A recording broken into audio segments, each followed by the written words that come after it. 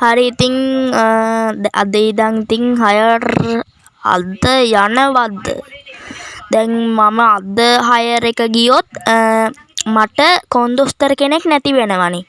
කොන්දොස්තර නැතුව සල්ලි ගන්නේ කොහොමද? මිනිස්සු සල්ලි දෙන්නේ නැතුව වහින්න පුළුවන් වෙයි. කවුද ඉතින් මං සල්ලි ගන්න කොන්දොස්තර කෙනෙක්ට බලන්නේ? අපේ ඉස්කෝලේ ඉස්සර ශිෂ්‍යත්වයේ A ලෙවලුයි O ලෙවලුයි A ලෙවල් කරන්න බෑනේ ඉතින්. O ලෙවල් එහෙම ෆේල් පොරක් හිටියා නේද සුනිල් කියලා. පොරට කෝල් එකක් ගහලා බැලුවා නම් හරි නේද? පොර කොහමද ලස්තාවක් නැතුව වෙන්න තින්නේ. බලමු මේ කෝල් එකක් ගහලා. අයියෝ වහින්න ගත්තනේ. දැන් කොහමද කෝල් එක ගන්නෙ? කමක් නැහැ. කඩයක් ඉස්සරහට හරි ගෙයක් ඉස්සරහට හරි ගිහිල්ලා කෝල් එකක් ගහලා බලන්න ඕන. මේ පොරට මට දරා ගන්න පුළුවන් ගාණක් දීලා බලන්න ඕන ඉතින්. මටත් දරා ගන්න පුළුවන් ගාණක් එපයි දෙන්න. රුපියල් ඔය 4න් 100න් විතර පඩියක් කියන්නේ රුපියල් 15ක් 20ක් වගේ තමයි දෙන්න වෙන්නේ. 15000ක් 20000ක් වගේ. මමත් මගේ ඉන්කම් එක තියාගන්න බෑ. ඉතින් බලමු වැස්ස නවතිනක.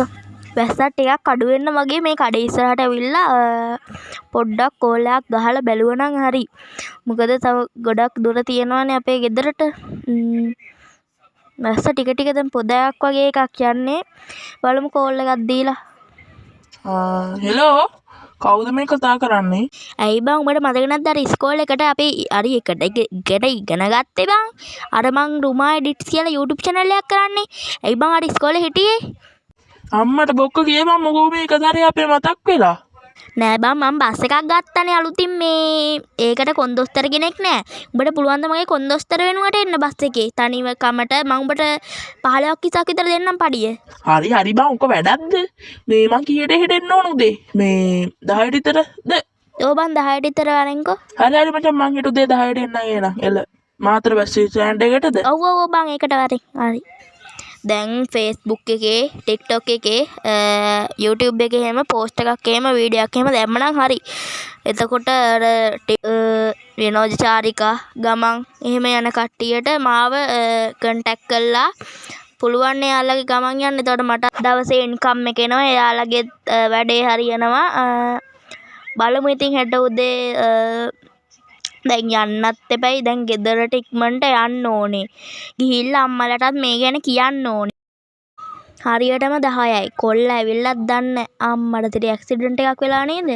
බස් එකට යන්න පුළුවන් දන්නේ. අතන ඉන්න පොලිස් සර්ගෙන් අහලා බලමු. යන්න බැරි වුණොත් තමයි සීන් එක.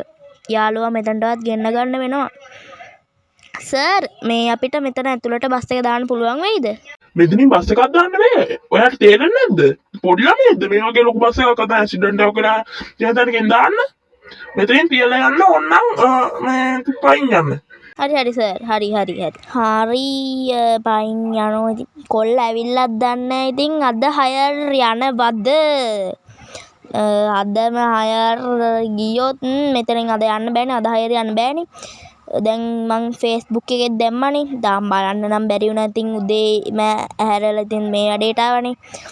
දැන් අද හයර් යන්න බෑ. මෙතන කේස් යන්න කොල්ල ඇවිල්ලා මේ අද යන්න වෙන්නේ නැහැ කියලා කියන්න ඕන. සුනිල් අම්මට තිරි බොක්ක කාලෙකින් දැක්කේ බං උඹ ලස්සන වෙලා හැඩ වෙලා කෙට්ටු වෙලා බං. කෝ බස් එක? නෑ බං අතන පොලිස් කාරයෙක් ඉඳගෙන මේ බස් එක මේතන ඇතුළට දාන්න වෙයි. මෙතන ඇක්සිඩන්ට් එකක් වෙලානේ. මේ අතන එළිය තියෙන්නේ. මේ පාරේ තියෙන්නේ. වරෙන්ක උඹට පෙන්නන්න. ඉතින් මොඩිෆිකේෂන් කරා. ඉතින් සුපිරියට ඉතින් සුපිරි වෙන්න තියෙනවා. ඉතින් බස් එක නම් ඉතින් හයර් අදින්න නම් කියාපු බාණ්ඩය අර දෙන්නේ ඉතින් ඈතට රිලීස් වෙනවා. ඊයේ තමයි මම ඕක බොඩි වොෂ් එක කරගත්තේ. එන්ජින් මාරු කරා, බ්‍රේක් මාරු කරා, බේක් ඔයිල් මාරු කරා. ඊට පස්සේ එන්ජින් එක බැලුවා, තෙල් ගැහුවා, ෆුල් ටැංක් ගැහුවා. මේ තියෙන්නේ ඉතින් මගේ බස් එක. අඩෝ චීස් කෑල්ල බං සුපිරි. මටත් තිබ්බනම්. දැන් අද මෙතන මේ ඇක්සිඩන්ට් එකකින් හින්දා යන්න බෑනේ. හෙට ඉඳන් හයර් එක ගියා නම් හරිනේ බං. ඔව් හෙට ඉඳන් යන්නේ. මේ මන් දැක්කනේ උඹ Facebook එකේ දාලා තියෙනවා මේ හයර් යනවා කියලා. මොකක්ද ඒක ප්‍රතිචාර? මන් දැක්ක කමෙන්ට් 100ක් විතර තියෙනවා. බලන්න බැරුණා බං. එතකොට මේ බස් එක ආවා. පොඩ්ඩක් බලපංකෝ මේ බලපංකෝ අනිවාර්යෙන් ඇවිල්ලා ඇති. හයර් ටිකක් උඹට. අඩෝ කතාවෙන් කතාවේ මට ඒකත් අමතක වුණා බං. දපම් බලන්න. අම්මට ආව් බං. එක්කෙනෙක් දාලා කොළඹ ඉඳන් මේ මාතර ඉඳන් කොළඹට යන්න. මේ කෝල් එකක් ගන්නම් කියලා දාලා තියෙනවා. අපි බලමු. ඉතින් හරවගෙන ගිහිල්ලා ටිකක් අර කඩයක් වගේ අයිනක ඉඳන් කෝල් එකක් අරගෙන බලමු. හෙලෝ මිස් කියන්න. මට හයර් එකක් යන්න ඕන මාතර ඉඳන් කොළඹට. මේ ඔයාලගේ ප්‍රයිස් එහෙම කොහොමද මේ ඉඳන් කොළඹට යන්න? මගේ නම් ප්‍රයිස් 27ක් විතර දෙන්නකෝ මිස්. ඒ ඇති. අනේ මං හැමතැනින්කින්ම ඇහුවා හේ ලක්ෂයයි 50000යි ලක්ෂ 3යි. ඔයා තමයි අඩුවෙන්ම කිව්වේ. එහෙනම් හෙට උදේ 6 වෙද්දි ඔයාලා එන්න ඕන මාතර ස්ටෑන්ඩ් එකට අපිව ගන්න. ඕකේ? ඕකේ මිස්. ඕකේ මම එන්න. මොකද්ද බං කියන්නේ? හෙට උදේ 6ට එන්නලු. මේ අපිත් යන්නේ බං. 27ක් මං කිව්වා. 27 ඇති බං. යන් හෙට යන්. හම්බේ යන්නත් ඕන 5යි 45යි. කට්ටිය ඇවිල්ලාද දන්නේ නැහැ. මට බැනුම් අහන්න ඉද්දන්න. අදත් ඇක්සිඩන්ට් එක වෙලා යන්න එපා කිව්වත් මම යනවා අප්පා. මොන මගුලක්ද? අපේ රස්සාවවත් අපිට කරගන්න නැහැ. දැන් ගිහිල්ලා ඉක්මනට එන්න ඕන. නැත්තම් පොලිස් සර් මේ කූඩුවේ දාවි. කූඩුවේ කියන්නේ ඉතින් මේකේ අරගත් වැඩිනේ මොඩිෆයි එකත් වැඩිනේ. මේ නම්බර් ප්ලේට් එහෙම අලවගෙන ආපු හින්දා හොඳයි. නිව්වන්නේ ඉතින් Facebook එකෙන් හම්බුණ එක නම් ස්පිරි. කට්ටිය ඇවිල්ලා අන්න ඉන්නේ අපේ සුනිලත් ඇවිල්ලා ඉතින් ගැම්මටම ඊළ සුනිලත් එක්ක කතා කරමු. මේ ඔයා බස් එකට නැග ගන්න. මේ මම පොඩ්ඩක් මේ මගේ යාළුවත් එක්ක කතා කරන්න යනවා. හරි. අරූටත් කීයක් හරි දෙන්න ඕන 27න්. 10ක්වත්. හලෝ සුනිල් මේ මොකෝ ඉන්නේ? ඉතින් උදේම ඇවිල්ලා නේ බං උඹ. මේ උඹ එනෝනේ අපේ ට්‍රිප් එක මුළු ගම මේ ගමනම යන්න.